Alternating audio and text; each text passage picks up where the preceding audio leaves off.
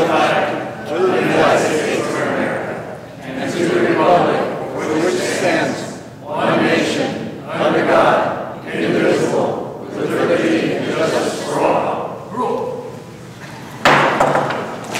Come to order. Thank you all for coming today. Okay, make sure I'm in. First up are announcements, and my first announcement is regarding vandalism. We've had several cars, I don't want to say broken into in the last month, but they were gotten into because the owners did not lock their doors. There was one vehicle that was also stolen because the vehicle did not have their door locked and he left the keys in the vehicle. So just as a reminder, please keep your cars locked at all times. Even if it's just for a few minutes in the afternoon, it's so easy just to get into a car and take something or ransack it or do something that you don't want done to your car. So please keep those doors locked at all times. The next announcement is regarding homeless. Obviously, there's a growing homeless population, not only in the state, but in the city and county that we live in. We've had reports of homeless people living in the Conservancy. I've walked the trails several times in the last couple of months. We've had our maintenance guys walk the trails. There's also a vendor that used to, and I believe still does, walk the trails every day from Cahov. We've never found any evidence of people living in the Conservancy or anywhere. I've had reports of homeless people living under the bridges, both the new bridge and the old bridge. Every time that we've checked, there's nobody there. There's no trash there. So still be vigilant. If you see something, say something, call the police, call the lodge so we can deal with it. We have had to have removed a couple of trespassers, not only homeless, but also those that are soliciting. So we do take that seriously and we will get them removed as soon as we can. Ticket sale rules, the board had approved rules last month and we have modified just a wording in that, so those will go out in the next couple of days for homeowner comment. The proposed change was that a homeowner could buy a table. We're clarifying that a homeowner can buy a table at one time, but they also have to have checks from their neighbors that show that they live here, so that only one person has to come down to actually buy the tickets, but they can still coordinate with their friends and neighbors and have one sacrificial lamb to come down early in the morning to do the ticket purchase, but they will have to have the actual checks from their neighbors showing that it's homeowners that are getting the tickets first. Holiday, it's 7-Eleven day, so if there's a 7-Eleven around here and you are hot, you can get a free Slurpee. I was not paid for that advertisement.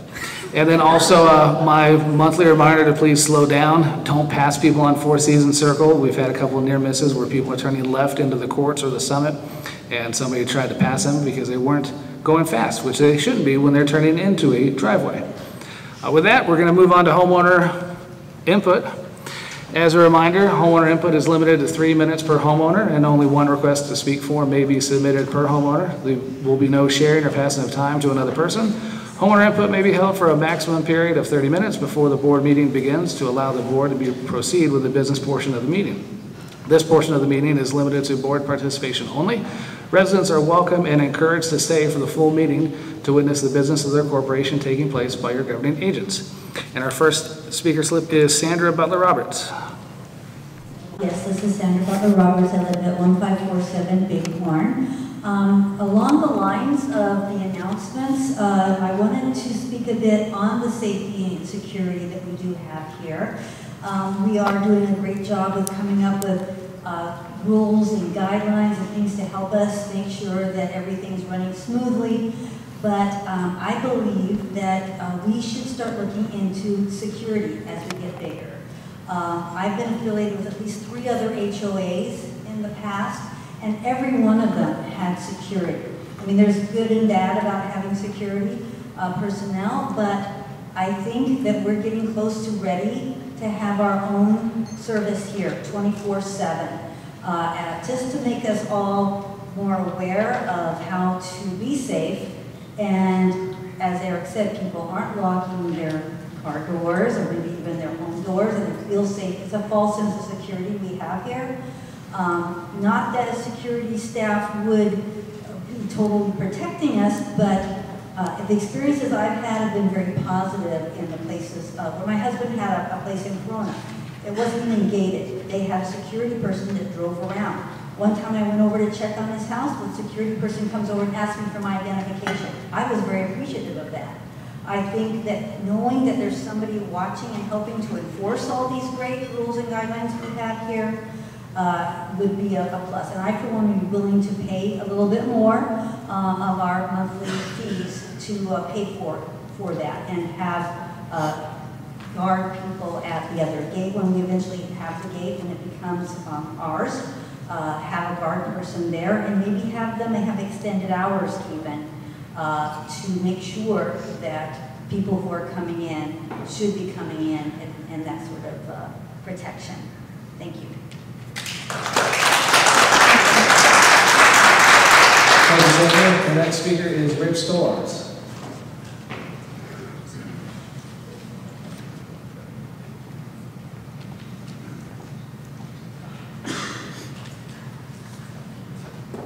Good afternoon. My name is Rich Stolars. I live at 1590 Quiet Creek, and I've lived here for 13 years.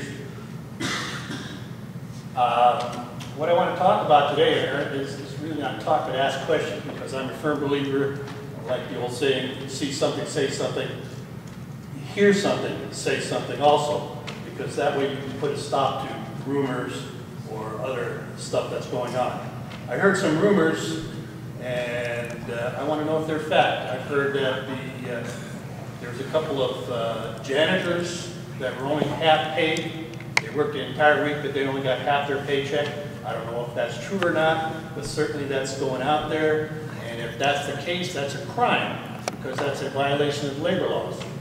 Okay, number two, I heard that there's a vendor that has provided a lot of work over a period of several months, and the invoices are not being paid, although they told that if they take back 3% or lower their invoice by 3%, then the money will be in their account within 24 hours. If that's the case, and that's true, that's another crime. That's extortion. Okay? And I really don't want to accuse anybody of extortion or anything like that, but I think we have to look into these things, and if we hear these as rumors, that we should investigate, and I don't know who you want to have as investigative personnel, all right, but I certainly would hope that somebody with a background in this could look into it and get some answers, because this affects all of us as homeowners and this community. So we know of no janitor or personnel that's not been paid. I can get that information from you afterwards and research that, that's fine. I think when you're talking about the 3%, so all the invoices for the association and all the associations that First Service Residential manages uses a service called Avid. And when a vendor signs up, they can either get their checks payable through the U.S. Postal Service at no fee, or they can sign up for electronic deposit, of which there's a 3% fee that they would pay for that, if they chose. If they don't want to pay any kind of fee, then they can get their checks via USPS. They get it within, I think, 7 business days once it's processed through.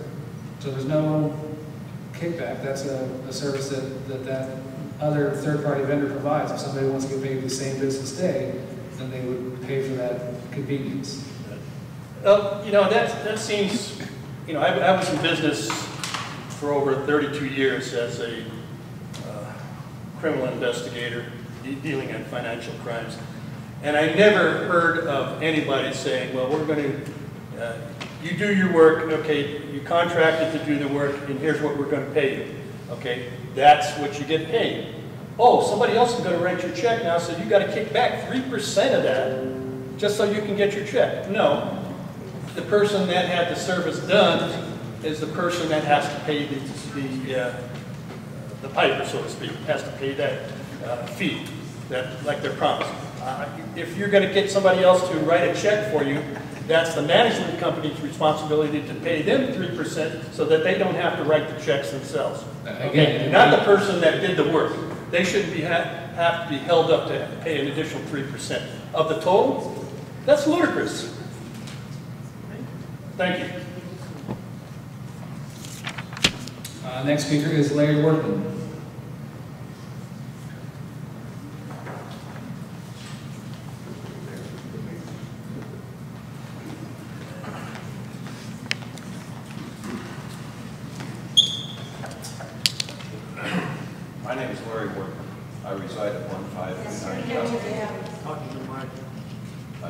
Gary Worthing. I reside at 1529 Tattlesall.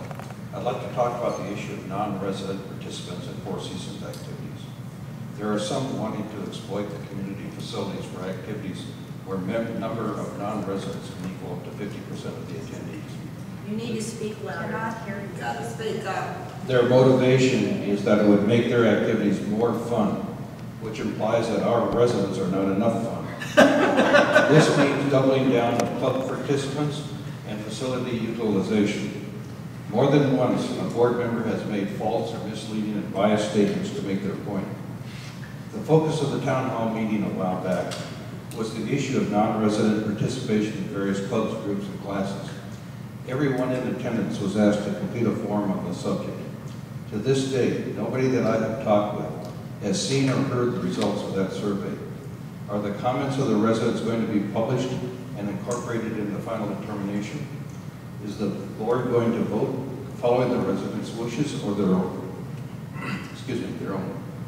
During the meeting, the moderators made it crystal clear that these activities should be able to have 50% non-residents and must be self-governing. Well, if self-governing works so well, there would be no need for police and militaries in the world. There needs to be checks and balances. The Rules and Regs Committee has presented multiple options. Each time, some self-certifying board members have neglected the desires of the community with their vote. Many of our facilities are approaching capacity as we draw near build-out. Then consider the extra wear and tear on these facilities with non-resident use. The additional usage would require earlier repair and replacement than our reserves are scheduled. That would increase our HOA assessment. Parking, especially handicapped, is already limited. If there's an increase in non-resident handicapped vehicles, then our residents will have fewer options. Thank you.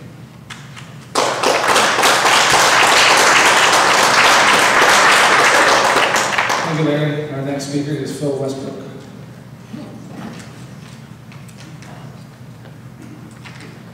Get to wear two hats today. I'm Phil Westbrook, and I reside at 124th Thistle Creek. There are 85 clubs and groups and classes. It may be proposed that allow 50% non-resident participation as a part of the rule change of our current guest policy. To imagine half the players at the courts, the putting greens, ping pong, Zumba, water aerobic, and pickleball, you name it, could be non-residents, makes for an interesting condition.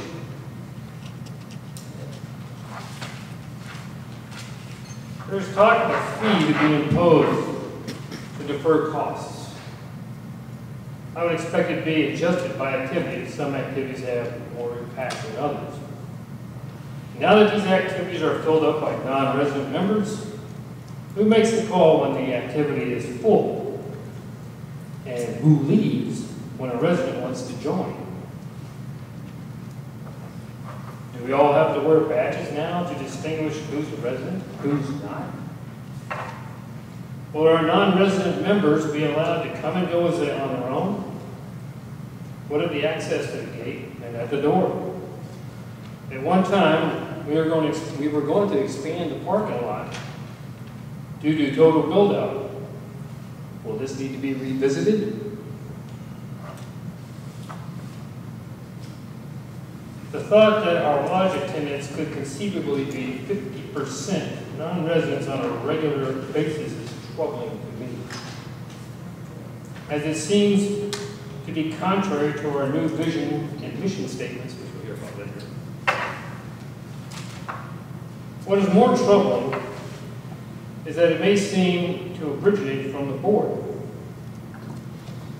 And what of new clubs that are forming in the future that may require unrestricted access as a part of their charter? This rule change will conveniently accommodate that. I would caution the appearance of a conflict of interest. And in that case, I would have to present a vote of non-confidence, no confidence in this regard. Thank you very much.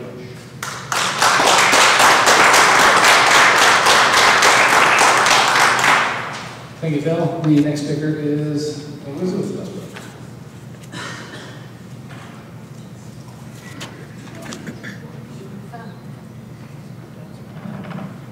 My name is Elizabeth Westbrook from 124 Thistle Creek.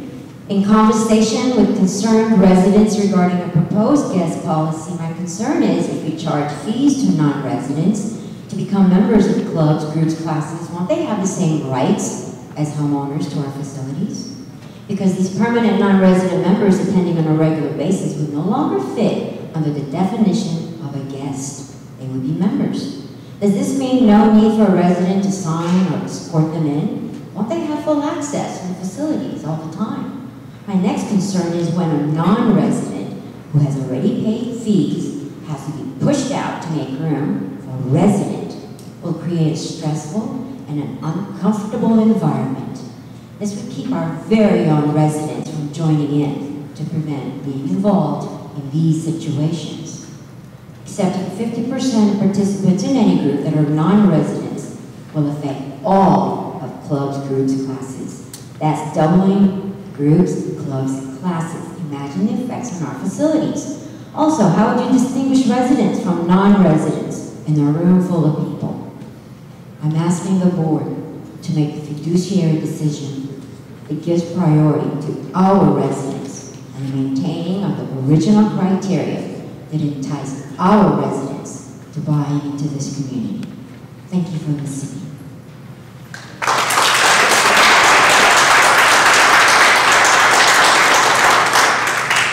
Thank you, Elizabeth. Our next speaker is Kathy Craven.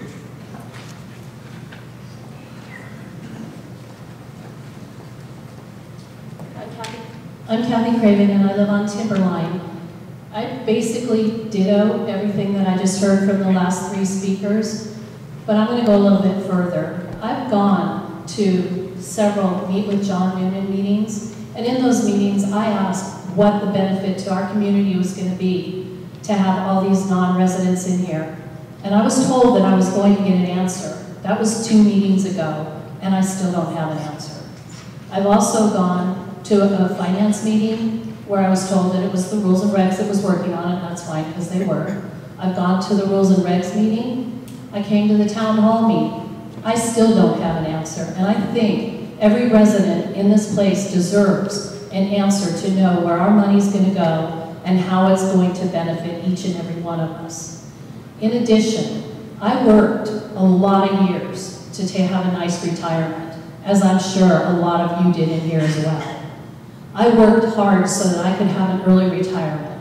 I found a place that I really wanted to live in, and that was Four Seasons.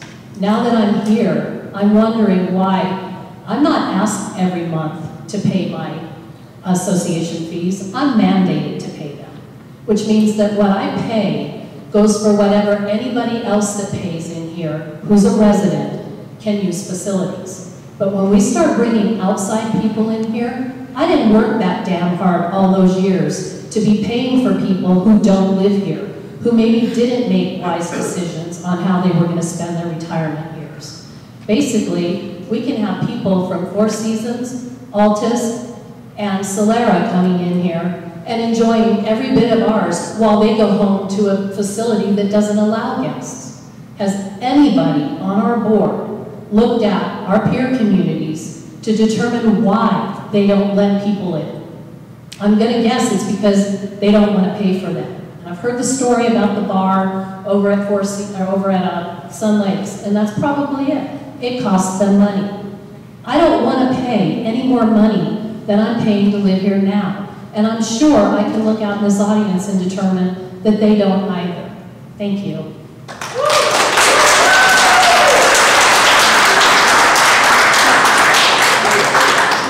Thank you, Kathy. Our last speaker slip is Bob Melville.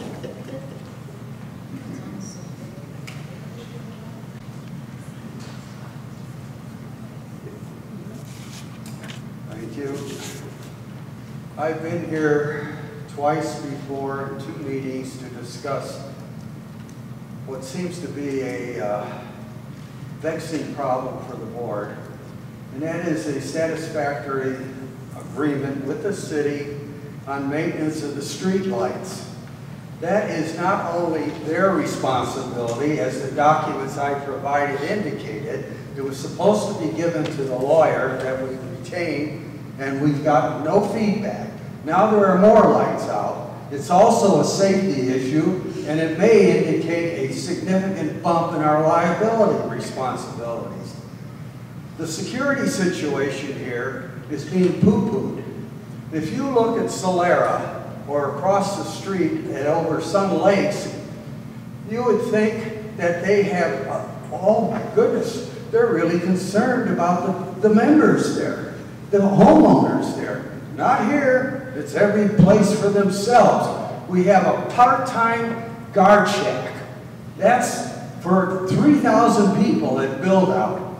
It's not acceptable, especially for the older people that spent a lot of time and money to save to live here. And we're being backstabbed by lack of attention to these major issues. And for 3 months, we should have had a running commentary on the progress of the street lights. Thank you.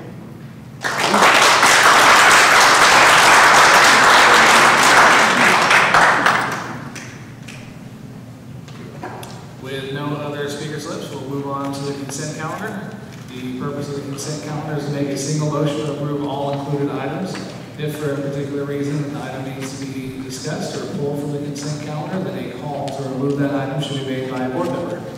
And in the consent calendar are the minutes from June 13th and June 17th. Review there was no investment. Approval of a lien on account B-6310-1401-01 in the amount of $1,173. 2 bonds, a surety bond and a startup bond. And that is it. Well, we need a motion to approve the consent calendar. I'll make a motion to approve the consent calendar. Second. It's been moved and seconded to approve the consent calendar. Any discussion? All those in favor? Aye. Motion carries. Thank you. Next on the agenda is we had an executive session meeting this morning where the board reviewed 15 delinquencies, reviewed foreclosure actions and member hearings, reviewed contracts in which none were renewed, reviewed legal issues and personnel matters. And so we'll move on to our committee reports. First up is the Architectural Committee.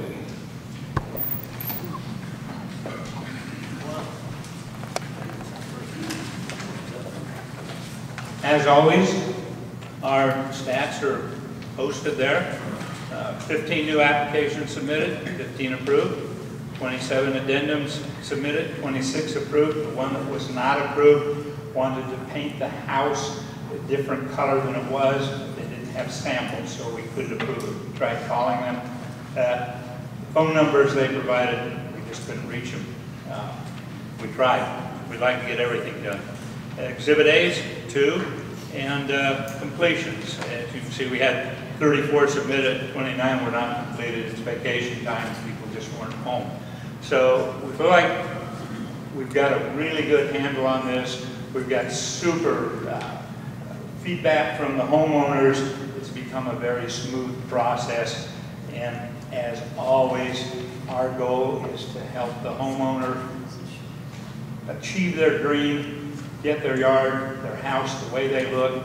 If it's something that absolutely doesn't fit, we'll help them find a way to make it fit that is what they want to see and what they want to do. That's it. Thanks, Steve. Next is the Communications Committee, or Board, sorry, Communications Committee. Hi, I'm Chris Corbett. I'm here for Lori Larson. She's the chair of our Communication Board. Couldn't make it today, so I'm here to present for her.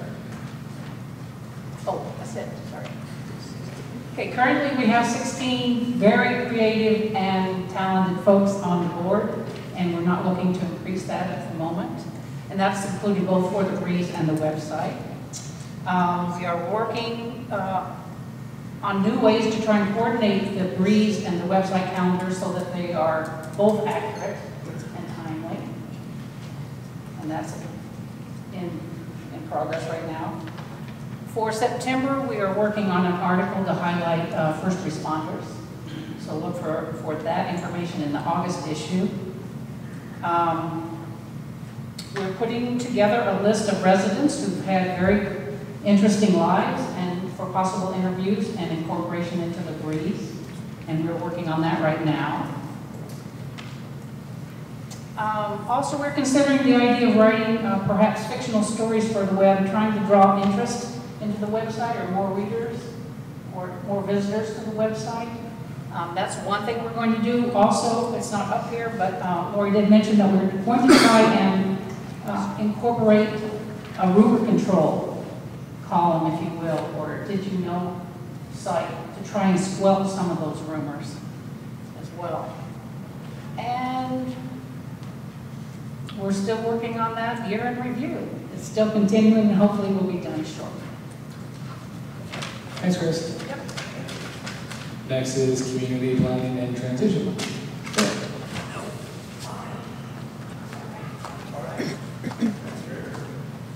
Hi, Colin called me last night and asked me if I'd fill in for him. Hello. So here it is. We are still working on the master plan, as you can see up here. And basically the master plan is just taking what direction the builder had put out here for us and for us to take the ball and run with it. And we are looking at defining processes and procedures that to do that. If we could go to the next slide, I need to. Okay. One of the things that we were tasked with recently was to propose a new vision statement and a mission statement. And so this is what we came up with. Let me go back to the other one. Mission statement. Who's on there? Oh, there we go. Our vision statement came up with it was to be the most welcoming adult community. It feels like home and family. And mission statement to safeguard our investment of homeowners and enhance the quality of life for all residents. And that's kind of what we came up with. Hopefully it's how it pulled to you and the board. I think it'll be, whether or not they're going to yay or nay, I don't know. Continue on. Our working goals that we have right now, as you can see up here, is to maintain responsive leadership, enhance the quality of life for all homeowners, and create a variety of activities for diverse needs as we move forward. As people get older, things that we need to look at different ways of doing things, those type of deals, and safety and security, which is true to me, without us. And that's about it. So we do meet on the Thursday, the fourth Thursday of the month. So come on in, see what we're all about. We've got a lot of other things we're working on, but I'm usually into more of the engineering stuff. There you have it. Thanks, Phil. Our next committee is the Emergency Preparedness Committee. Mike. Good job. Y'all feel the aftershock this morning about 8:30? No. I was sitting in the parking lot at Kaiser, and I called I was talking to my wife. I said, you know, either this parking lot isn't made right, or it's awfully, or it's we've had another quake. And when I talked to her later, she said, sure enough, there had been another quake, or aftershock. But anyway, leaning towards that, our next meeting, which will be next Tuesday, the 16th, we're going to sort of like do at the request of our newest member, Henry. He said, well, a lot of this talk is good, but we need to practice a little something. So I said, well, I'm going to try to get people to practice thinking about what they should be doing. And, you know, I'll just suggest when they come to the meeting, come with the idea of what the 3 things you'd like to take with you the most in your go bag, what the 3 things you'd like to keep with you if you have to be sheltered in place. People, we'd like to have your emergency contacts in and out of state. This stuff is both only, you know, not only just, it's not set in stone what it is to create conversation so we can pass it on to find out what the best thing possible for all our residents here. And we want to make sure that people know they were given packets, but some people are like me, they're second owners and we didn't get packets. And in the packets came the little green card for which CERT uses, and it's basically to show that you have good structural integrity of your home. And basically, we don't expect you to be building inspectors, but basically just take a quick visual of your house and make sure everything looks okay, make sure you don't have any problems with any of your utilities, and then if it's okay, you can just put the green tag up there and people can go on their way, and we don't have to waste time with you.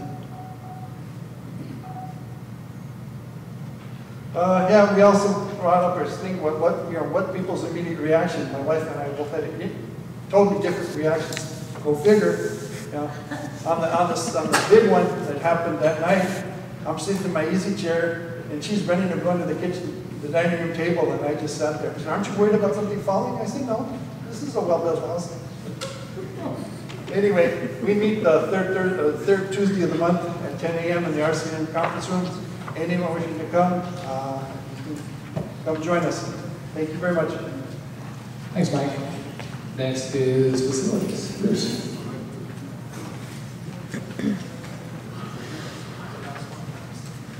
Good afternoon. Facilities Department Committee has several proposals to present to the board this afternoon. The first one is to replace the aerobics room floor for a cost of $11,481.82. The floor has basically gone to the end of its lifespan, so it was used as a multi-purpose room. We did interview a number of the participants and our trainers, etc., and talk to the vendors of an appropriate surface for what the room's currently doing. And I think we've come to a good surface that provides the correct surface for the use, and it also has things as far as helping your joints, etc., has an underlayment and stuff, so I think it'll be a good choice for the community. We also have a proposal to place the Summit pool chair lift. This lift was broken and is not repairable. We have net high repair costs on this lift. It's breaking on the average twice a year. It costs $1,000 a time to fix it. The committee did look at a number of different solutions and options, but ultimately we came to the decision to use a portable chairlift similar to the one we have out at the lodge pool. And one of the main criteria for choosing that lift was because that lift is about 8 years old, and I think we've only had one repair on it. So we look in the long term, it's a much more reliable, and it's an easier lift for our facility people as well as the residents to use. The last is a proposal to contract the pool physician to perform safety inspections, maintenance of our pool chair lifts, and the contract costs about $1,100 per year. Long term, these lifts are a required item that we need to have. It is a safety item. We do definitely want to have these, in top working order. It hasn't been something we've been performing maintenance on in the past. The vendor will come out and inspect the lifts monthly as far as safety and performance, and then semi-annually will come out and lubricate, repair seals, and do a more detailed maintenance on the lifts. Also, the paver work has been completed. Our Torturo entrance and traffic circle, as well as this traffic circle that's out in front of the lodge. It wasn't a complete resurface. It was just basically because of drainage and loose pavers, etc. They went out and repaired the things that would be detrimental to driving on. We meet on the second Wednesday of the month at 10 a.m. And we do have a position or two open for residents interested in serving our community. Any questions? All right, thank you. Thanks, Bruce. Next is Finance Committee, Barry. Good afternoon. Looking at those numbers, we're looking very good right now. This is through May, and our revenues are ahead of our overall expenses at this time, which is good. I tend to think the gap will close a little bit as we are getting into the hotter season, and a lot of the gap was created by less utilities, specifically water. If anybody walks around the place at night, like I do, you'll find it's quite wet out there. We're doing a lot of watering. The other good note about finances that I emphasize every time is the amount of default we have here. You don't like anybody not to pay their dues. We all need the money so this place operates and keeps the way it is. But we have less than 18 homeowners that are default, and only 9 are more than $1,000. The other 8 are less than $1,000. So that's a very good sign. The management takes great care in staying on top of this and not letting it get out of hand where other organizations, other HOAs have a big problem here. I'd like to say that there's always been questions about the process, how we just saw the proposals that Bruce presented for his committee, and the other committees that bring proposals to us, the Finance Committee. The Finance Committee works for the board. All we do is vet the process and ensure 2 important things. One, do we have the money in our budget or in our reserves to cover that proposal? And has the committee done due diligence? We've had a form that kind of answered that but left a little vagaries in there. And from time to time, during that vetting process, when it comes to us, there is more information that's needed. So we have created and developed a new form that answers and addresses those things. But overall, we aren't in the business of thumbs up or thumbs down on the project. It's going to be the board. We really have to answer the questions, do we have the money, and did the committee do the due diligence in looking at this opportunity that they want to spend money on? So we have a new form that the committees will be working with in the future.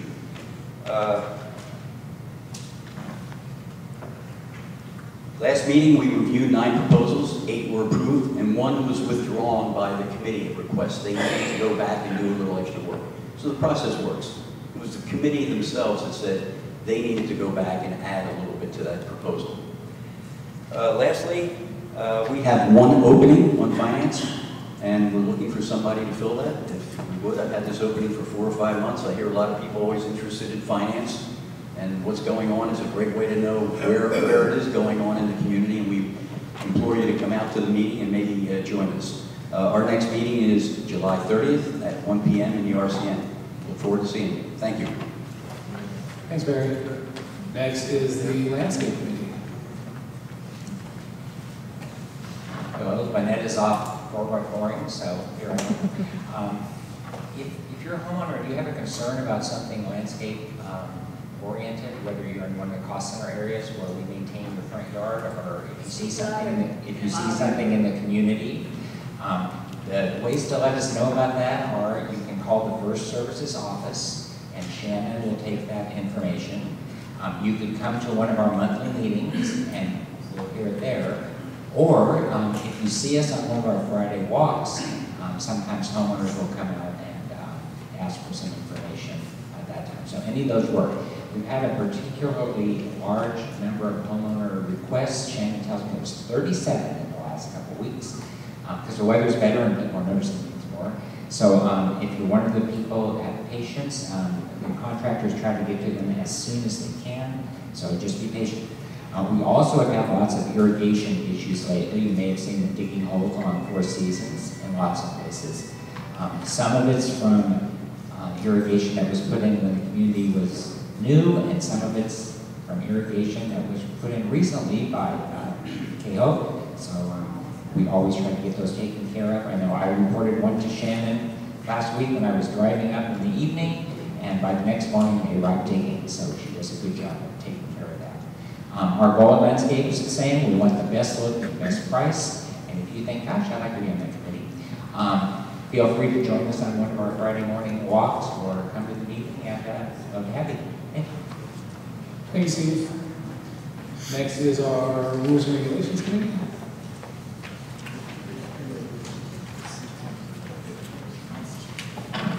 Good afternoon, I'm Donna Lewis from the Rules and Regulations Committee.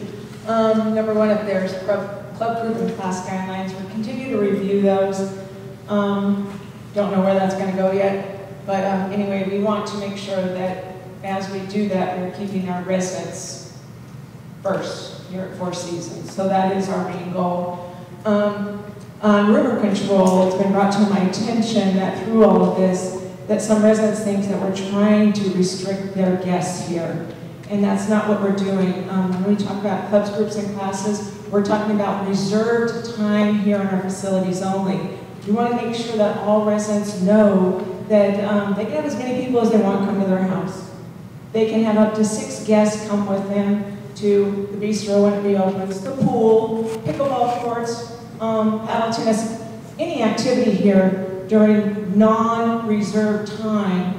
All of our residents have the right to, they're all stakeholders, and they all have a right to use our facilities the same. So we just want to put out there that we are not trying to restrict you and your guests here in 4 seasons.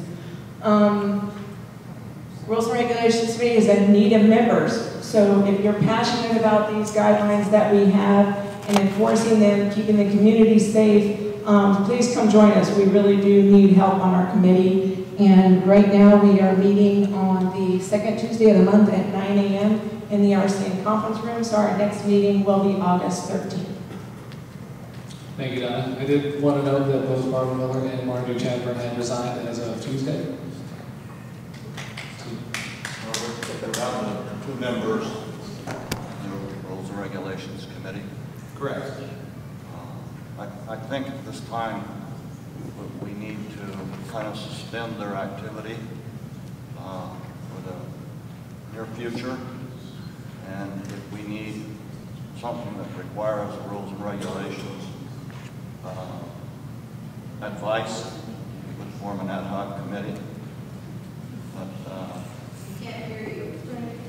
if we're going to suspend rules and regs because it's down below the threshold of people to give us the advice that we might need, and if we run into a situation where we think we need the advice of the Rules and Regulations Committee, we will form an ad hoc committee to do it. But in the near future, we won't have a Rules and Regulations Committee. So they are an advisory committee, as are all of our committees, and we can create or suspend any committee when we feel we need their input or when we think that we're not getting enough people there to give us a broad spectrum of opinions or advice, which is where we are with the rules and regs right now. So they're suspended for now, and if we need to reform them, we will do so as an ad hoc initially.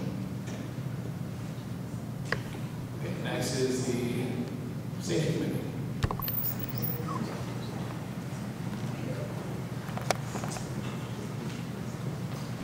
Thank you. For the Safety Committee, we decided that we would have some visuals for you. And basically, because we are really concerned about traffic here, we're concerned about the pedestrians, the people that are walking. We have people walking their dogs, we have people walking out just for exercise, and we have so many people that are speeding. So we decided, because this goes out, we had asked, and thank you, Eric, for finding these visuals for us. So if you see someone in the crosswalk, please, and tell all your friends, watch out for those that are crossing in the crosswalk. So we hope that this will go out through you. Be seen, and do not also have distracted driving. Because we know we all have our phones and we have the mobile devices in our cars now, so when we have conversations going, we may not be totally 100% aware of what's going on. So this is what we're going out, and thank you again for that. Of course, on stop signs, we have now agreed to have our stop signs at Brush and Pear Creek. And we have switched and having our stop signs put in at White Sands and Rim Trails. We will be looking at Stella Peak and Everest Park later. We are at this point as well looking at other traffic calming possibilities that will be at discussion at our safety committee. The vinyl fencing for Alyssa Flowers and Mark Block should have been completed today, So thank you, Sapphire, for that. We meet the first Tuesday of each month at 10 o'clock in the RCN building, so feel free if you have any safety concerns, be it with traffic, be it with something that you see out and for facilities that we can give over to Bruce, then, or anything that you see that would be better for us safety-wise, please come and join us and let us know. Thank you. Thank you, Anita. Next is the social committee, which is Cindy. Okay, well done. So let's read together. We are getting so excited about the luau because we haven't had a luau in a couple years, right? So now we need to have those awesome fire dancers and pig pole bearers carrying our wonderful roasted pig. And we are right now putting our pig pole bearers into training so that we do not have another 7-second rule with the pig. Okay, which we had the last time. All right, so yeah, no guys, well familiar with that. But we didn't put you guys in training either last time. But this time we got weightlifting, we got pig exercise going on. Yeah, there's not going to be any flying pigs on that day. The luau is on September 21st, which is kind of a cool way to end the summer, right? Because the evenings will just be starting to get cooler. And the cost is $35 for all the entertainment and pig and food and all that you can eat. And it's going to be a blast. The tickets are going to be on sale on, as you can see, August 12th. You will soon be hearing about a new ticket revision so that you'll know there is a difference with how the tickets are going to be processed, or how do I say it? Policy taken in? Yes. Okay, so you guys get the breaking news really quick because we generally have had, well, you know, it wraps around the building, right? At 4, 5, 6 in the morning. So we are going to use the same ticket language of one table per, you can get one table for a resident can come and get one table, and can get one table, but they're going to get 2 tickets from each one of their neighbors. Okay, each house can get 2 tickets. I'm screwing this up, guys. Yeah. Okay, say it, Eric. Say it, Eric. Like, When you come to buy a table, you need to have 4 tickets, 4 checks. Yeah. A check is only good for 2 tickets. Yeah. And the person who sells the tickets will then put your 4 checks in an envelope. And later, when the lines have slowed down and we can free up some other people, we will take each one of those checks and verify that it belongs to a resident. We are going to actually make sure all of them will have a cheat sheet of streets, so they will actually be able to tell, at least there, yeah. Yeah, and your name is not on our resident list. The check will probably, and those tickets will probably not be forthcoming because unless you can explain why you have a check or something that doesn't appear to be of a homeowner or resident. And there will be no tickets issued to people who are not residents here until we reach the point where we go to no tickets being sold and we still have openings at you know, if there's 30 tables and only 24 are sold, we'll reach a point before the event to try to sell the additional tickets because we have a choice to buy the tickets. And one person can still come up and stand in line and get a table, but they're going to have 4 checks with them to do it. Okay, yeah, so instead of how social committee, it's going to be more work on social committee. So I think they're going to put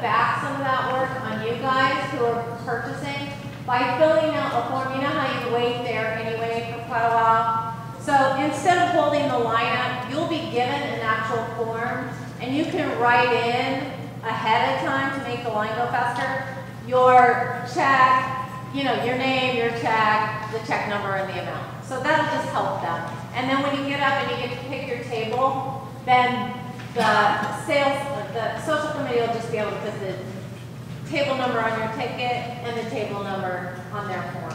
Okay? So, I mean, I think it'll be fine. It's just that how social committee has always wanted to have one check for one table. It'll just be a little bit more. So you guys can help out by just doing your little forms. Okay, so there you go. And I'm going to totally look forward to seeing you at this luau because that's going to be fun. And, oh wait, go back, Night. The meeting time has changed. So if you guys want to come, social committee right now, between the actual members and the subcommittee, like decorators, so if you love to decorate or set tables or whatever, please come and join because it's so fun to do. The camaraderie is wonderful. And if you want to come to the meeting, they've changed the meeting, notice. It is now Tuesdays at 1 p.m., so it's during the day, okay? So come on down. There you go. I'll see you in a minute. Thank you, Cindy. Next is Technical Operations Board. And next is Anita. All right. Here we go. All right, so in the spirit of partying, please come out to our National Night Out, which is not next Thursday, but Thursday after next at, really it is at 6 o'clock. 5:30 for finger food and 6 o'clock. Yes, it shows here 4:30, but it is, the doors open at 5:30 and the program starts at 6 o'clock. So we have all of the law enforcement agencies, we have first responders coming, we have some people who are elected officials coming, and this is our way of telling people that we really support them. So please come out, tell all your friends. We have desserts that we will have, you need to eat them, and we might have a little sing-along, who knows. But the fun part is going to be the new captain of the Riverside County Sheriff's Department is just, he's so elated to come. And evidently in Cabazon, that's where they house a lot of the dogs, the canine corrals out there. So he's going to be giving a demonstration. So please come out and support and let them know we really care and appreciate them. And we will have these flyers out and posted, so pick up one. The other thing is that yesterday we had our Neighborhood Watch Community Awareness Meeting, and the general manager and the head engineer, Jeff Davis, gave a wonderful presentation on actually where the water in this area comes from. We call it the water #1 session. The next session we're going to have is Beaumont Cherry Valley that will be here and tell us how they get the water from Sanjee Water Agency. And we have some extra handouts that he gave. So just come and support our event, our National Night Out, and come and support our next Neighborhood Watch. Thank you so much. Thank you, Leah. And back to Cindy. The activities director. Okay, guess what? So, I just found out some really cool news today. Landmark news, history making, and that is that today the last and final home was framed in the community. Ooh. What number is that? A big number, right? 1853 is the final bill. There you go. Yeah, so how about that? Wow, so it's becoming real, the transition, right, Phil? Yeah, okay. All right, movie night at the Summit.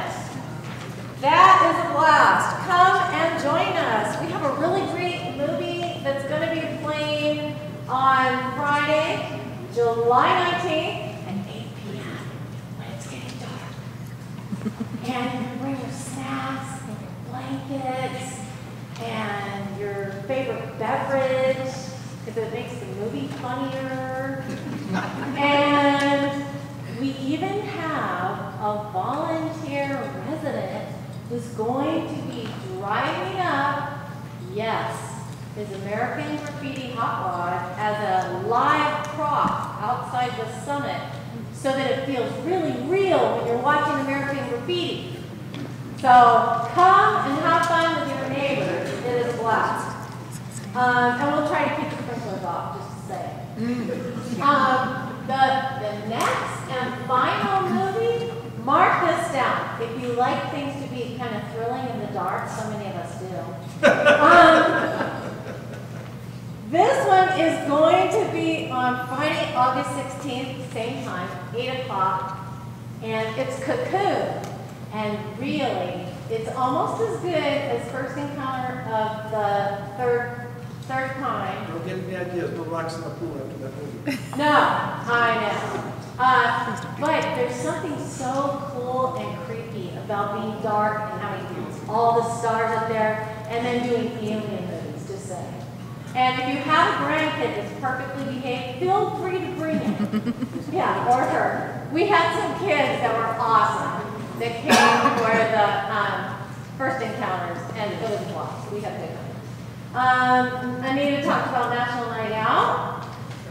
And here is a different change of timing. The State of the Association Town Hall meeting will be presented by our wonderful Len Tavernetti. If you've ever been to any of those presentations, you know that they're fantastic because he's a great presenter. If you never have, it's very interesting to see what's been done this year, where we've been, and where we're going. So if you want to catch that vision, come and listen to Len, because it's going to be a good one. That is Tuesday, July 30th at 6 p.m. right here. So check that out. Karaoke this month is going to be Saturday. So that's fun. Everything says 5:30, but if you want to come at 5, right, John? It says 5. Okay. Well, it says it right here, but I think in the breeze it still says 5:30. So come at 5, because there's a lot of people that want to sing, and you'll get a whole half hour worth of additional entertainment. And then get ready for a great band. This amphitheater band sounds made for Four Seasons. The band is called Dysfunction. Okay? And it's fun, like function. Yeah. So come on down. They are a fun band. In fact, they do disco, funk, R&B, classic rock, and a splash of contemporary music. And I also want to thank everybody for being so incredibly orderly and wonderful. Mark Glassam has not had to get out his wicked pool noodle to, smash people back from setting their chairs up before 10. Everybody's been pretty perfect this year. So thank you for that. And finally and lastly, you can rest assured on that. The trivia group is on hiatus for a couple of months. So if that was something that you loved going to on a Sunday evening, come and see us in September. We'll be back to that. There you go. It's going to be a great tomorrow.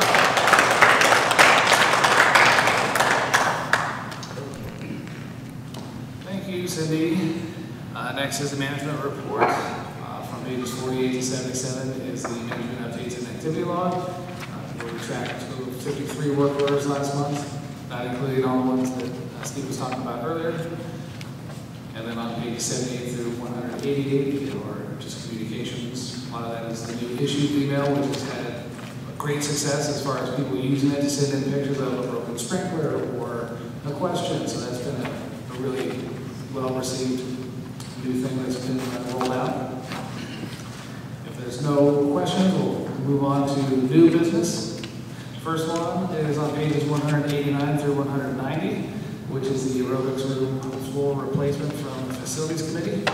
Bruce went over that earlier. The Total cost of $11,481.82. That is definitely a reserve expense.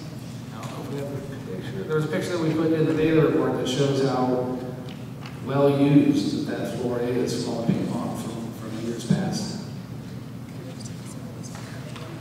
I'll make a motion to approve the aerobics room floor replacement out of the reserve fund for an amount of $11,481.82. I'll second. It's been moved and seconded to approve the recommendation to replace the aerobics floor facility for $11,481.82. Discussion. I just want to make a point that we have $15,000 in the reserves for this particular issue. This floor actually lasted the life that was in the reserve fund for this floor, which is a good thing. Further discussion? All in favor? Aye. Motion carries. Thank you. Next on pages 191 through 192 is the Summit pool lift replacement. It is a reserve expense. This one came a little before we had wanted to. There's some accidental misuse by homeowners that weren't familiar with the equipment, which shortened its expected life. The replacement cost is $7,700, and that would be a reserve expense as well. Make a motion to replace the lift chair at the pool at the amount of $69.99. I'll second. It's been moved and seconded to replace the Summit pool lift for a cost of $7,700. Discussion? Eric, when you say it was damaged, was the damage due to people moving it, or was it damaged by people using it? It was damaged by people moving it. That particular model, you get in it on the pool deck, and then it swings you out and then lowers you in. And people didn't realize that. The one that's down here at the lodge, it just puts you in. So people were helping it. They didn't know how to use it. They were putting it out for it to then move them in. And that's what damaged the motors internally. And this new one is similar to the one down at the lodge, so we Yes. don't have that problem. Okay. Yeah, it's the same thing. It just puts you down, puts you back up. All those in favor? Aye. Motion carries. Thank you. Next on page 193 through 195 is the contract that Bruce spoke about to have a specialized vendor come out and inspect all of our pool lifts every month, and then every 6 months do an actual preventive maintenance program on them. Total cost is $1,100 per year. I'll make a motion to approve $1,100 for the year for the pool physician to come out and inspect and maintain the pool chillers. I'll second. It's been moved and seconded to approve the recommendation to contract with the pool physician to come out and do safety inspections and maintenance of our pool chair lifts. Discussion. All those in favor? Aye. Motion carries. Thank you. Next on pages 196 through 197 is to be part one of 4 bids from the Landscape Committee to do Phase B mulch. This is on Kings Canyon. The cost for this mulch would be $544. Make a motion to approve the mulch for $544 on Kings Canyon. I'll second. It's been moved and seconded to approve the request from the Landscape Committee for our mulch in Kings Canyon at a cost of $544. Any discussion?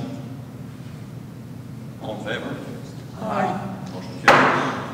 Thank you. Next is same project, Phase B mulch replacement for the Landscape Committee. This would be on Big Bend, and the cost for this street would be $680.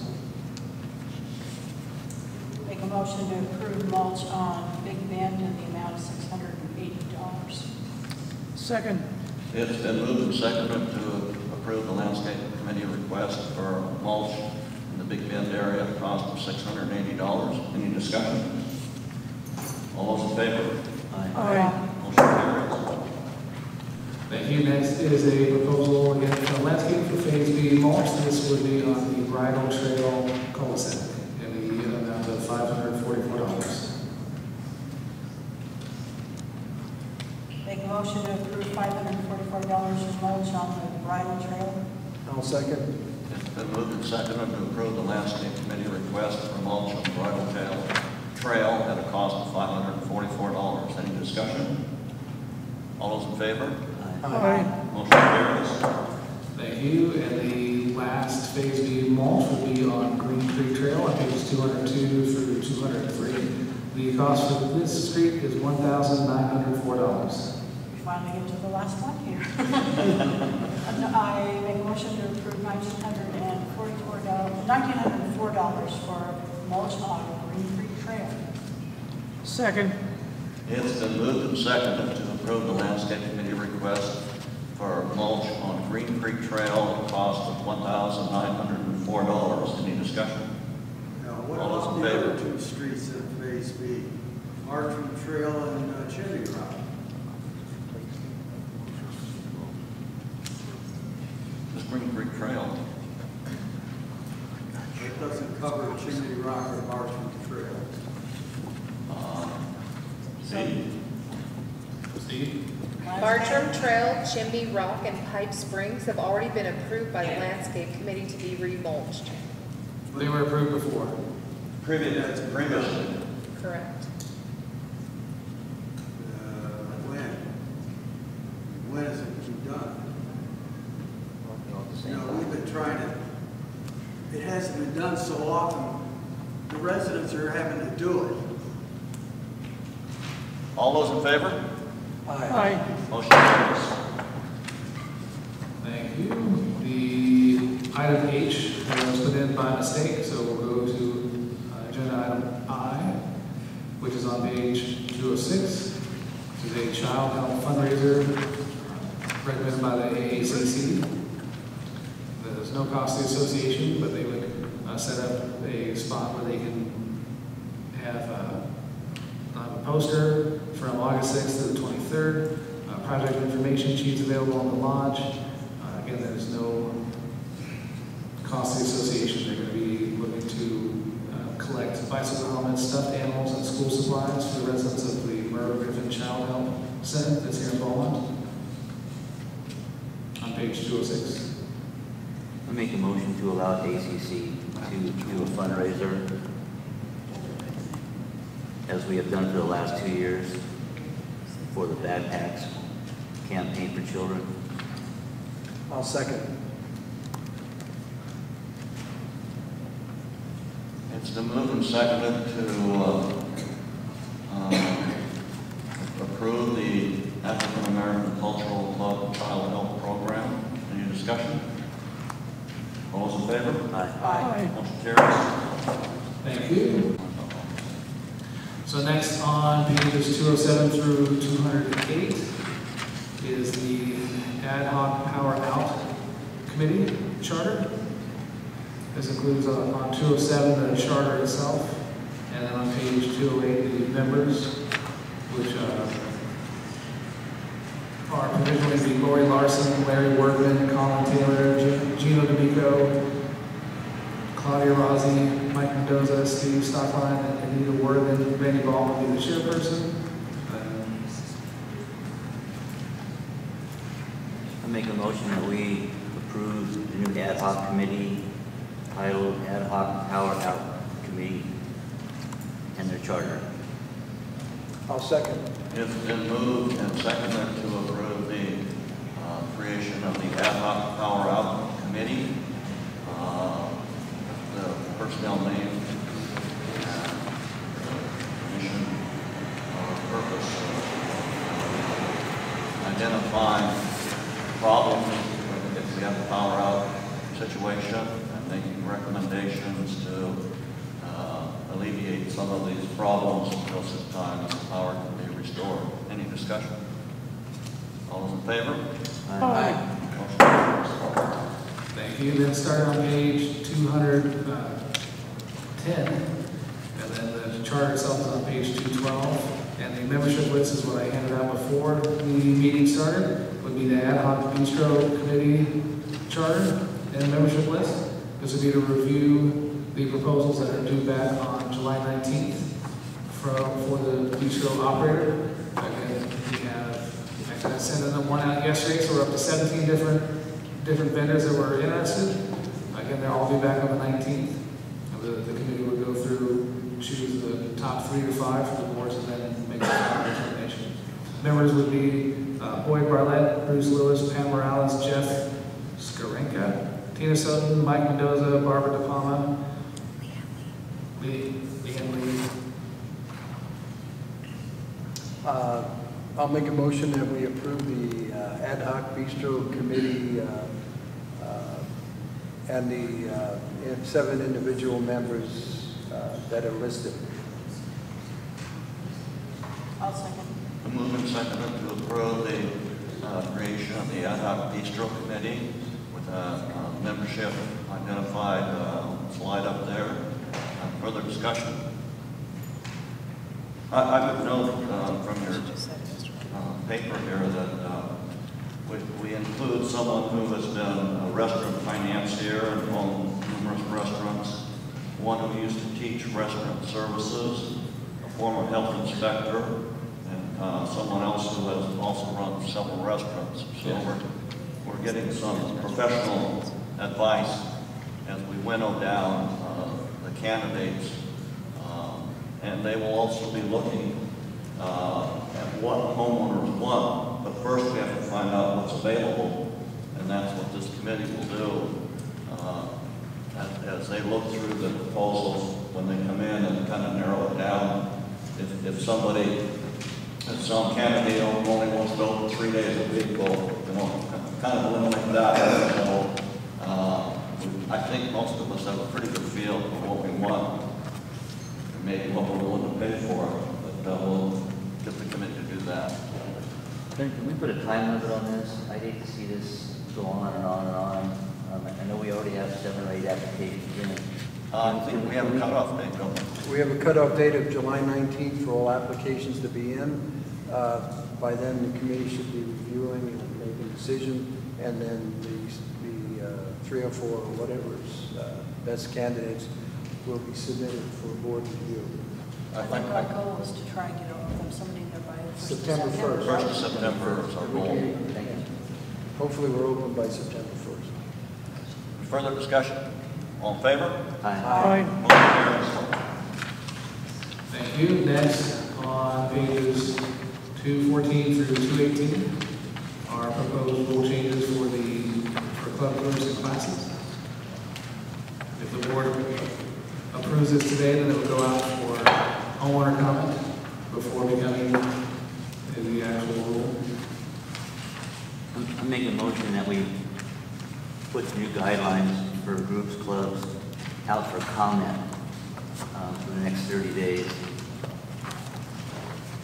I'll second out the comments. Been moved and seconded to over to the community proposed rules changes for club groups and class guidelines. Discussion? And it will be 30 days after. When will it go out?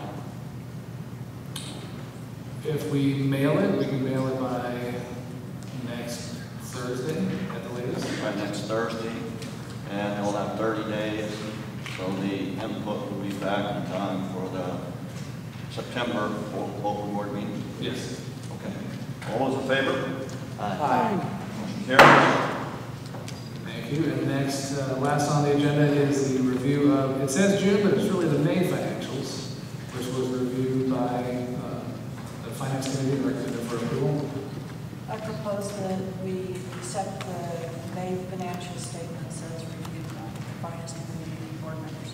Second. It's been moved and seconded that we accept the financial analysis for May as proposed by the Finance Committee. Discussion? All in favor? Aye. Motion carries. Thank you. The next meeting will be Thursday, August 8th at 1 p.m. in the barn. So we will adjourn. Proposal to adjourn. Proposal to adjourn. Second. Moved and seconded to adjourn. All in favor? Aye. Adjourn.